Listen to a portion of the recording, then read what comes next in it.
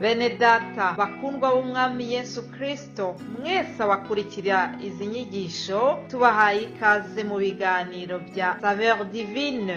Ibi biganiro mu bitegurirwa n'abavuga butumwa bwiza batandukanye, akaba ari umuhamagaro ugendera ku ijambo ry'Imana byanditse mu gitabo cy'ubutumwa bwiza uko bwanditswe na Matayo ibice 24 umurongo wa 14. Kandi ubutumwa bwiza bw'ubwami buzigishwa mu isi yose ngo bube ubuhamya bwo guhamiriza amahanga yose, nibwo imperuka izahera ko ize. Ibi biganiro mubikurikira ku channel ya YouTube yitwa SAVEUR divine. Tubifurije kugubwa neza. Imana Data ari nayo So ibaho umugisha.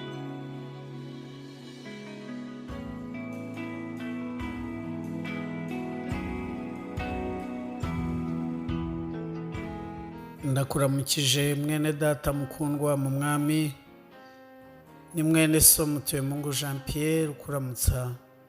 Ndakwifuriza umugisha w'Imana aho uri hose, kuboko kwiza kw'Imana gukomeze kubana nawe. Imana y'amahoro ikurebe neza, Imana y'amahoro ikwishimisha ibyishimo bitangwa nayo. Ndagira ngo dusome ijambo ry'Imana ko twakomeje kubana muri iki cyumweru n'abandi bigisha batubanjirije kuva ku wa mbere kugeza uyu munsi, kandi tubasabiye umugisha ku Mana ngo Imana ikomeze kubuzuriza amavuta. Namwe muduteze amatwi, Imana ikomeze kubahembura no kubagirira neza. Ijambo ry'Imana rituyoboye turimo dusoma riri muri Yesaya ibice 49, turasoma n'umurongo wa 8. Haranditse ngo Uwiteka aravuga ati, igihe cyo kwemererwamo ndagusubije, no ku munsi wo gukirizwamo ndagutabaye, kandi nzagukiza ngo utangeho isezerano ry'abantu, kugira ngo uhagurutse igihugu utume baragwa gakondo yabo yabaye umwirare. Amen. Reka nongereho n'iri naryo riri muri Yobu ibice 42 umurongo wa 10. Haranditse ngo Yobu agisabira bagenzi be, Uwiteka ahera ko aramwunamura, amukiza ibyago bye, amuha ibihwanye n'ibyo yari afite kabiri. Nuko abavandimwe bose bamusangana na bashiki be bose n'abari baziranye nawe bose, basangirira nawe mu nzu ye, baramuririra kandi baramuhumuriza kubw'ibyago Uwiteka yari yaramuteje byose. Umuntu wese amushumbusha igice cy'ifeza n'impeta y'izahabu. Nuko Uwiteka ahira Yobu ubwa nyuma kuruta ubwa mbere. Amen. Ijambo ry'Imana turimo dusoma rivuga ku gihe, igihe cy'Imana, isaha y'Imana. Nanjye ngiye gukomeza nsindagira igihe cy'Imana, isaha y'Imana, umunsi wawe, umunsi wo gukirizwamo, umunsi wo kwemererwamo, umunsi wawe wo gutabarirwamo. Ibihe rero biba byinshi mu buzima. Ndahera ku magambo Salomo, umugabo w'umuhanga cyane, mwene Dawidi yavuze. Yaravuze ngo habaho umunsi wo kuvuka, hakabaho n'umunsi wo gupfa. Habaho igihe cyo kuvuka, ariko habaho n'igihe cyo gupfa. Habaho ijoro, habaho amanywa, habaho umunsi wo gukundwa, kaba mu bihe byiza byo gukundwa, haba n'ibihe byo kwangwa. Hari ibihe byo kuvugwa neza, abantu bose bakakuvuga neza. Hari n'ibihe byo kuvugwa nabi, wabigizemo uruhare cyangwa utarugizemo. Haba ibihe nk'uko ubona habaho amanywa, hakabaho nijoro. Imana yabiremye byombi. Ni nako no mu rugendo rwacu rw'ubuzima ibyo bihe byose bibaho. Habaho ibihe byiza, hakabaho n'ibihe bibi. Habaho ibihe byo guseka, hakabaho n'igihe cyo kurira. Niko bimeze. Haba igihe ukora bikemera, ibintu byose ukabona birimo biratungana neza imbere yawe, ariko hakaba n'igihe gikomeye.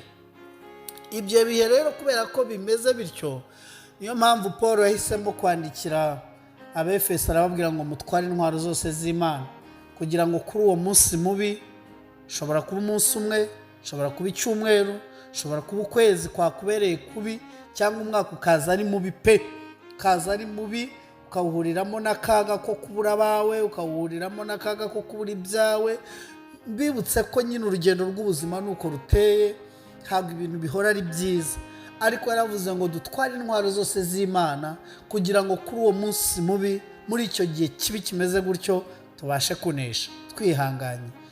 Mbibutse ko Bibiliya ivuga ngo kwihangana gutera kunesha, kandi kunesha kugatera ibyiringiro, hanyuma bene ibyo byiringiro ntibikoze isoni. Ni naho tugiye kuvugira isaha y'Imana tuyishimangire. Habaho rero amasaha menshi ku muntu.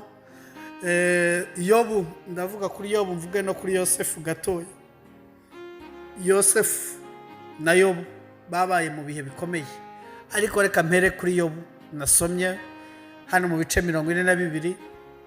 Yobu yabaye mu gihe cyiza, aba mu gihe cyiza cy'ubuzima gisanzwe cyo guhirwa n'umugore we n'abana, ariko aza no kuba mu kindi gihe mvuga ngo cya Satani. Atari uko yagiye gukorera Satani, ahubwo yasabwe na Satani.